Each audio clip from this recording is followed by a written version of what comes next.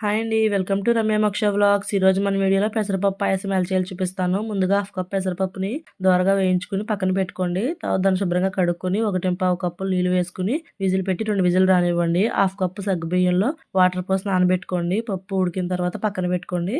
తర్వాత 1.5 కప్పుల బెల్లంలో 1 కప్పు నీళ్లు వేసుకుని మరిగించుకుని ఒక పొంగు వచ్చిన తర్వాత పక్కన పెట్టుకోండి.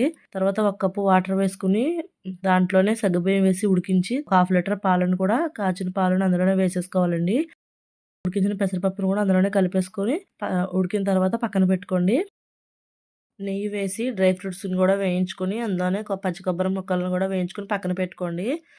పాయసంలో బెల్లం పాకం కూడా అందులోనే వేసుకుని కలుపుకొని యాలకుల పొడి కూడా వేసుకుని కలుపుకొని డ్రై ఫ్రూట్స్ కూడా వేసుకుని అన్నింటినీ కలిపి సర్వ్ చేసుకోవడమే. నా వీడియో నచ్చినట్టయితే లైక్ చేయండి, షేర్ చేయండి, కామెంట్ చేయండి, సబ్స్క్రైబ్ చేసుకోండి. పక్కనే ఉన్న బెల్ ఐకాన్ క్లిక్ చేయండి. బాయ్ అండి.